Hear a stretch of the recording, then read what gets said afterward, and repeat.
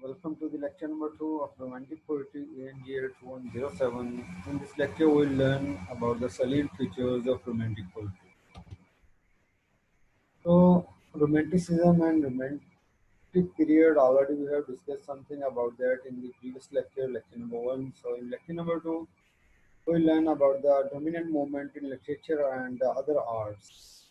Romantic period or Romanticism was not limited to only poetry. It was dominantly movement in the literature and other arts as well. Particularly, music and painting was influenced by it, and poetry and literature are also influenced by this movement. Some transformed artist styles and practices was following in this romantic period. The word covers a wide and varied range of artists and practices. A retrospective term applied by literary art and musical historian, a European phenomena particularly powerful in Britain, France, Germany, but also effective countries such as Italy, Spain, Poland. There was also to some extent an American version of the movement. यानी इस movement ने सबसे ज़्यादा जो है Europe को मुतासर किया, सबसे ज़्यादा यूरोप का इसका इन्फ्लुएंस था, जिनमें बरतानिया, फ्रांस और जर्मनी और कुछ कंट्रीज पे इसका कुछ इफेक्ट था, उनमें इटली, स्पेन और पोलैंड थे, और अमेरिकन कंट्रीज में भी ये काफ़ी हद तक था, लेकिन यूरोप से कुछ कम था। और ये बात याद रखें, every movement takes place in the reaction of the earlier movements. जब भी नई मूवमेंट आती है, पहली मूवमेंट की रिएक्शन में आती है। यहाँ भी यही है, ये रिएक्शन में आई थी। डोमिनेंट स्टाइल जो था उस दौर का, वो था western style, western age. Western age के मुकाबले में एक न्यू एज आई, एक न्यू पीरियड आया जिसे हम रोमांटिक पीरियड कहते हैं। तो classical standards, order, harmony, proportion and objectivity था। यानी अगर हम इससे प्रीवियस जो मोमेंट थे, इससे प्रीवियस जो एजेस थी, उनको देखें तो उनके अंदर order, harmony, proportion and objectivity was most important. A revival of interest in classical architecture, in literature, Greek and Roman authors were taken as models. अगर हम प्रीवियस यानी रोमांटिक एज से पहले की एज को पढ़ें तो उसके अंदर मैक्सिमम जो पोइट्री है, मैक्सिमम जो लिटरेचर है, वो ग्रीक और रोमन ऑथर्स की ट्रांसलेशन है या उनको कॉपी है। यहाँ तक कि अगर हम शेक्सपियर की बात करें तो शेक्सपियर की a lot of work is copied from the Greek and Roman authors। यानी ग्रीक और रोमन हमने नहीं पढ़े हुए, हमने इंग्लिश में शेक्सपियर को पढ़ा है।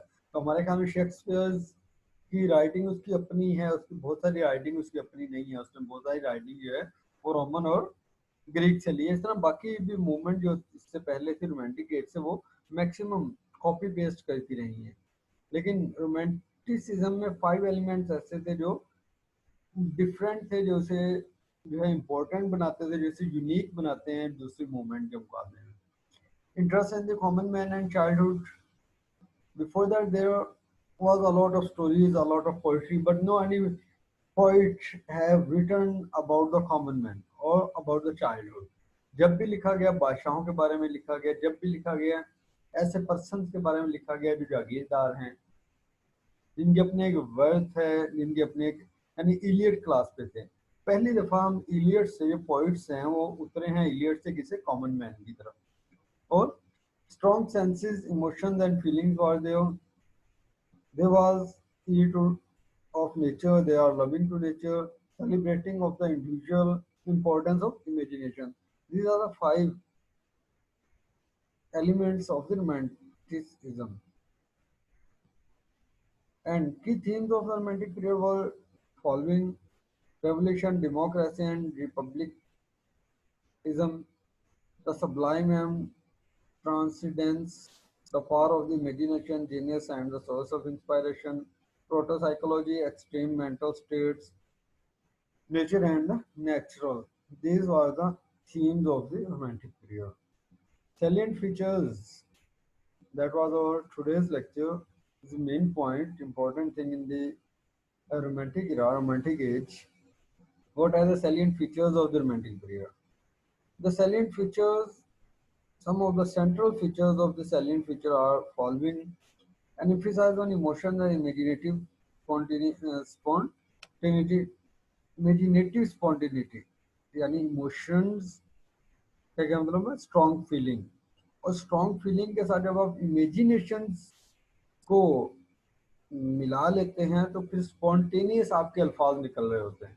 तो स्पॉन्टेनियस आपके अल्फाज निकलते हैं, वही पहला सैलिएंट फीचर है रोमांटिक पोइट्री का। The importance of self expression and the individual feeling. The second important feature of the romantic poetry is importance of the self expression and individual feeling. यानी इसमें जो है इंडिविजुअल फीलिंग और self expression को बहुत importance दी जाती है। जब हम बात करते हैं सेल्फ एक्सपीरियंस की, तो the heart and the emotions are the most important. Exploring the truth. जब हम बात करते हैं ट्रूथ की, तो ट्रूथ क्या है? एक साइंटिफिक ट्रूथ है, लेकिन इसमें साइंटिफिक ट्रूथ की बात नहीं करेंगे। जब भी हम रोमांटिक इरा की बात करेंगे, ट्रूथ ऑफ द इमेजिनेशन की बात करेंगे। Truth of the imagination, imagination में क्या ट्रूथ होता है? An almost religious response to nature. अगर हम बात करें तो इसमें कुछ रिलीजियस रिस्पॉन्स भी आ गए हैं। रिलीजियस क्यों? कि रिलीजन में बात चीजें जो है वो विदाउट रीजन होती हैं, उसमें हम रीजन नहीं जान सकते, उसको हम साइंटिफिकली एक्सप्लेन नहीं कर सकते। फर्ज करें, बल्कि नहीं, हम ऐसे एग्जांपल ना ही ले तो बेहतर है। बस हम इसको ये पढ़ सकते हैं कि रोमांटिक पोइट्री के अंदर ये था कि उन्होंने रिलीजन, जितना रिलीजन में बहुत सी चीजें जो हैं उनके रिलीजन में ऐसी थी जो वो अपने विल पावर या फिर अपने जो है उसके जरिए वो प्रूव नहीं कर सकते थे। इस तरह इमेजिनेशन की जो चीजें होती हैं वो प्रूव नहीं हो सकती साइंटिफिकली। तो that is the most important. और शैले जो है वो अथीस्ट था। वैसे मैंने भी बात की है कि शैले जो है ना, कुछ रिलीजियस ऐसी चीजें होती हैं जो हमने नेचर से ली होती हैं।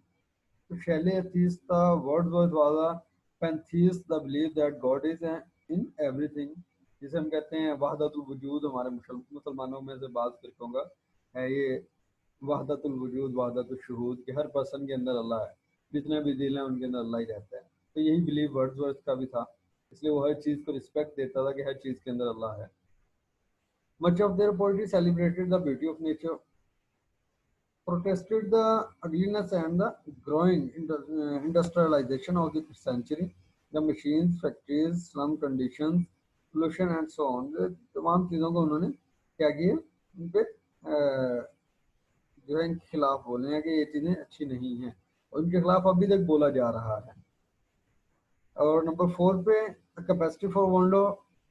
You will feel wonderful after reading the poetry. You will feel wonderful after observing the scenery, imagination of the poets, the freshness and innocence of the vision of childhood।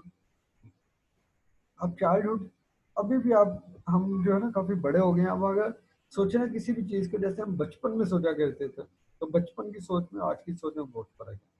तो उसमें वही इनोसेंस होती है बचपन की सोच में। emphasize on the imagination as a positive and creative faculty।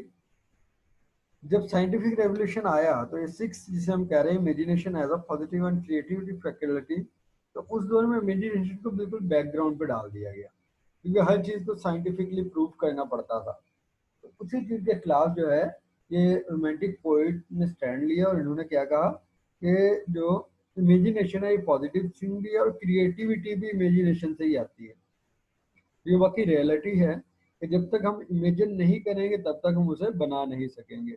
Science में भी जितनी चीज़ें डेवलप हुई हैं, पहले किसी ने उसे इमेजिन किया था ना।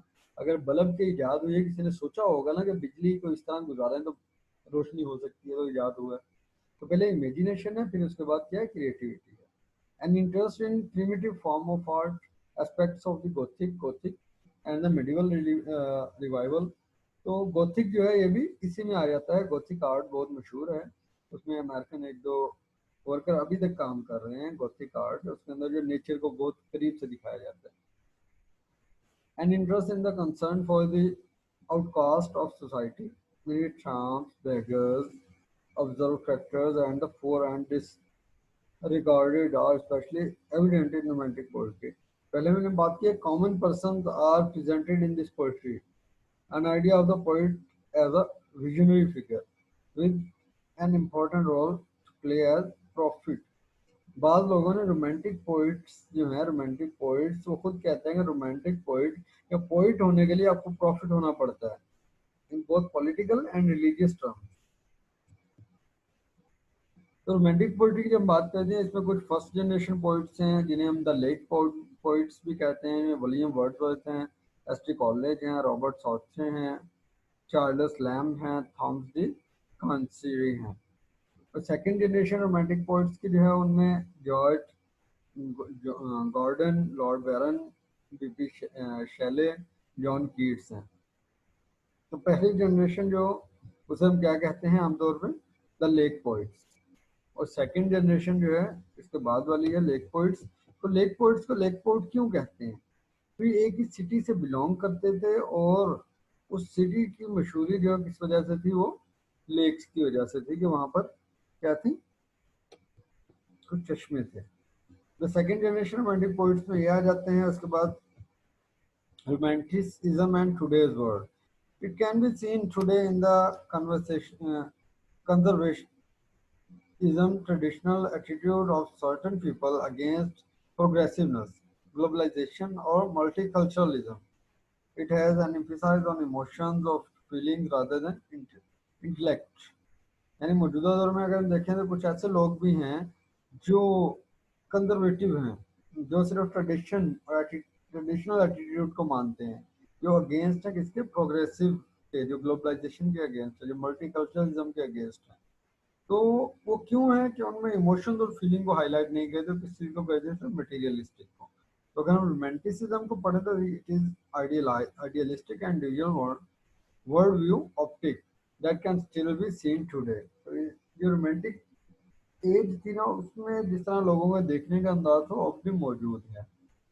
Present in our time, even though American romanticism came in the 18th, it is still carried out in today's society and portrayed through many different ways. Modern day romanticism can be represented by found anywhere from book and TV to other various forms of media. An example of modern day romanticism is Beauty and the Beast. Beauty and the Beast एक famous movie है जिसके अंदर वो जो है ना relation बताते हैं किसी का नेचर का। ठीक है, beauty and beast. That's end of that lecture, will meet in the next lecture. Thank you very much for attending and